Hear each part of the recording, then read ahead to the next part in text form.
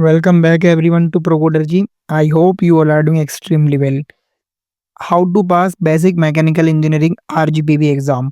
If you complete this video till the last with me, I guarantee you will definitely going to achieve 70 out of 70 marks in this exam, because every first year student need to understand this कि basic mechanical engineering exam इतना simple exam होता है जिसमें आप बहुत ही अच्छे high marks gain कर लेते हो A+ जैसे, जिससे कि आपका आने वाले समय पे CGPA SGPA अच्छे नंबर पर रहेगा, इंक्रीज पोजीशन पर रहेगा। तो इस वीडियो में मैं आपको डिटेल डिस्कशन करने वाला हूँ इस सब्जेक्ट के लिए, कहाँ से आपको पढ़ना है और टॉप 10 ऐसे एग्जाम्स के क्वेश्चन जिनकी आने की प्रोबेबिलिटी 100% होगी। तो लेट्स स्टार्ट दिस वीडियो। जैसा कि आप सभी जानते हो कि आपका जो IGPB का पेपर है वो आएगा आपके पूरे 5 यूनिट में से। तो वीडियो का कंटेंट बड़ा ही सिंपल होगा, हर एक यूनिट को डिस्कस करेंगे, उसके इंपॉर्टेंट पार्ट्स को समझेंगे और फिर क्वेश्चंस को देखेंगे। बट उससे पहले मैं आपको एक बेस्ट रिसोर्स शेयर करने वाला हूँ जो कि मैंने प्रोवाइड किया था मेरे टाइम पे जब लोग थे इस वाले सब्जेक्ट को पढ़ने के लिए।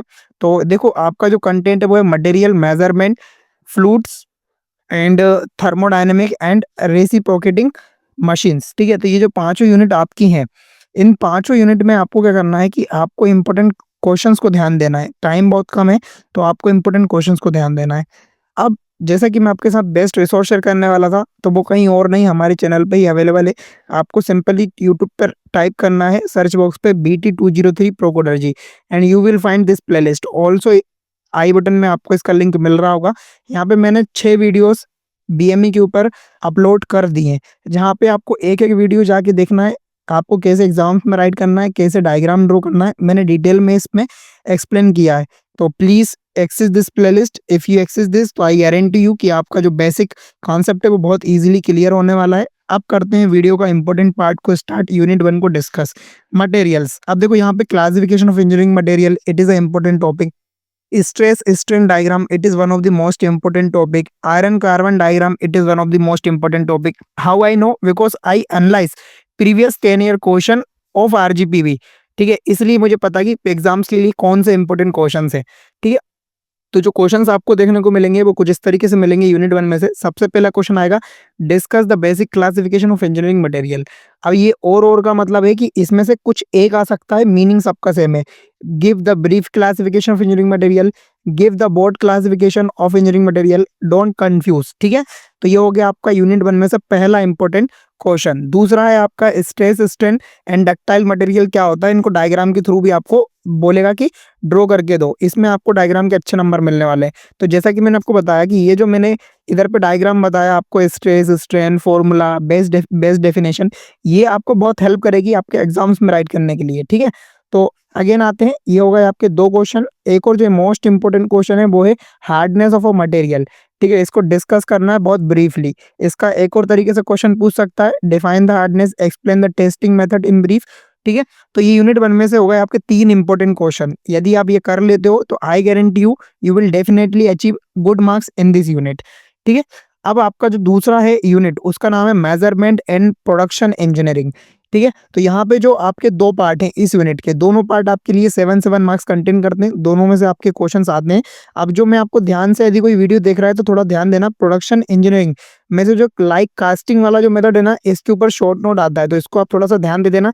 इजीली ChatGPT पे जाना, प्रोडक्शन इंजीनियरिंग में कास्टिंग का क्या रोल है इसको समझ लेना, बहुत ब्रीफली आपको शॉर्ट नोट राइट करके दे देगा। ठीक है, और मेजरमेंट की बात करें तो अब आ जाते हैं क्वेश्चंस के, देख लेते हैं। तो सबसे पहला जो क्वेश्चन है, need diagram, explain the main parts of a lathe machine. Lathe machine क्या होता है, एक्सप्लेन एनी टू प्रॉपर्टीज और explain any two operations perform on a lathe machine. ठीक है, तो ये होगा आपके कौन सा most important question from unit 2।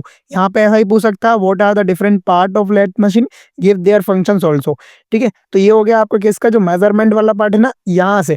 ठीक है, तो ये हो गया आपको यूनिट 2 में से। एक और इंपॉर्टेंट क्वेश्चन क्या है आपका, what is a venturi meter. ठीक है, derive the expression for a measuring rate of flow fluid in a horizontal pipe. ठीक है, तो this is one of the most important question. इसको इस तरीके से पूछ सकता है, describe the measurement of flow rate of a fluid flowing through a circle pipe. तो this is one of the most important question from unit 2, both are very important. ठीक है, आई अगेन रिमेंबर यू कि please आप थोड़ा सा ध्यान दीजिए, you have lots of time to do study. ठीक है, ताकि आप इसमें हाई मार्क्स गेन कर सको। अब बात करते हैं फ्लूइड्स की, यूनिट 3। ठीक है। Unit 3 one of the most important unit है बिकॉज इसमें इतने सिंपल कॉन्सेप्ट है और बहुत इजीली आप राइट कर सकते हो। तो सबसे पहला जो इंपॉर्टेंट क्वेश्चन है, what is a Newton law of viscosity. ठीक है, विस्कोसिटी के ऊपर बहुत ही ज्यादा इंपॉर्टेंट क्वेश्चन है न्यूटन्स लॉ का, तो इसको आप थोड़ा सा ध्यान दे देना। ठीक है, और दूसरा जो इंपॉर्टेंट क्वेश्चन है वो है ड्राइव बर्नौलीज इक्वेशन। ठीक है, इसमें ऐसा भी पूछ सकता है बर्नौलीज इक्वेशन। पहले एक और इंपॉर्टेंट टॉपिक मैं आपको बताने वाला हूँ, pascal law, drive pascal law and Bernoulli's equation. ठीक है, दोनों का कॉम्बिनेशन भी पूछ सकता है, तो don't be confuse. Unit 3 is also complete. आप आपके एग्जाम्स में आप पास तो हो चुके हो, अब आपको हाई मार्क्स गेन करने हैं। अब हाई मार्क्स गेन करने के लिए आपको पूरी यूनिट इंपॉर्टेंट पढ़ने पड़ेंगे। तो let's continue our video with our unit 4 thermodynamic and steam engineering. तो one of the most fantastic unit है, सिंपल यूनिट। इसमें बहुत सिंपल क्वेश्चन पूछ जाएंगे। डिफाइन द थर्मोडायनेमिक सिस्टम, इसको दो तरीके से पूछ सकता है, open close and isolate system क्या होता है ऐसा भी एक्सप्लेन कर दो। और दूसरा जो क्वेश्चन है वो state explain the zeroth law of thermodynamic. ठीक है, तो don't be confuse, this two are very important topic from unit 2। अब इसका जो एक और मोस्ट इंपॉर्टेंट 200% गारंटी आने की जिसकी है वो ये वाला, explain the Kelvin Planck and the calculus statement of the thermodynamic. ठीक है, इसको आप पूछ सकते हो, इसी से कंफ्यूज नहीं है ना, इसको अपन सेकंड लॉ ऑफ थर्मोडायनेमिक भी बोलते हैं। ठीक है, तो yes, unit 4 is also completed. Now let's focus on our unit 5 reciprocating machines. तो यहाँ पे आपका बहुत ही सिंपल यूनिट है, इसमें शॉर्ट नोट आपको देखने को मिल सकता है। तो मैं आपको बताता हूँ किस तरह का शॉर्ट नोट आपको जो स्ट्रोक या फिर डीजल इंजन है ना उसके ऊपर शॉर्ट नोट देखने को मिल सकता है। ठीक है, explain the working principle 4 stroke diesel engine and suitable for PB diagram. ठीक है, एक और इंपॉर्टेंट, दो और इंपॉर्टेंट क्वेश्चन मैं आपको देता हूँ, जो है आपका between spark and compression ignition engine क्या होता है, और दूसरा आपका क्या है, derive the expression for the efficiency of Otto cycle with need the sketch of PV and TS diagram. तो yes, this all are very important question. मैंने आपको 10 नहीं, मैंने आपको 15 क्वेश्चंस प्रोवाइड करे बिकॉज मैं चाहता हूँ कि आप इन 15 क्वेश्चंस को यदि अच्छे से कर लेते हो तो आप एग्जाम से बहुत अच्छे नंबर गेन कर लो। तो best of luck my dear friends for your exam. अब आपसे यही रिक्वेस्ट है, यदि वीडियो अच्छा लगा है तो प्लीज़ आप वीडियो को लाइक करिए, शेयर करिए, चैनल को सब्सक्राइब करिए। जो कोई भी आपको डाउट है आप कमेंट करिए, I will try my best solve your queries as well as in a comment section. और इसका मैं बिल्कुल नीचे डिस्क्रिप्शन में लिंक दे रहा हूँ ये वाली प्लेलिस्ट का, तो इसको आप जाके चेकआउट करिए। अल्टीमेट बीएमई सीरीज इसका नाम था। ठीक है, तो होप गाइस कि आपको वीडियो बहुत पसंद आया हो। यदि आपको हेल्प करना है मेरी तो इस वीडियो को आप शेयर कर दीजिए आपके फ्रेंड के साथ, आपकी कॉलेज कम्युनिटी के साथ। एंड लास्ट में मैं आपको यही टिप दूंगा कि यदि क्वेश्चन आता है तो आपको पॉइंट टू पॉइंट चीजें लिखनी है, डायग्राम का यूज करना है, और उससे भी ज्यादा इंपॉर्टेंट चीज क्या है, आपको आपकी हैंडराइटिंग पे ध्यान देना है।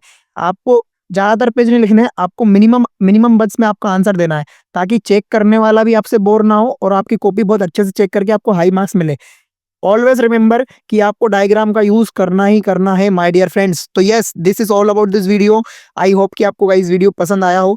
यदि वीडियो पसंद आया तो make sure to like, subscribe, hit this like button, and thank you for coming me at the last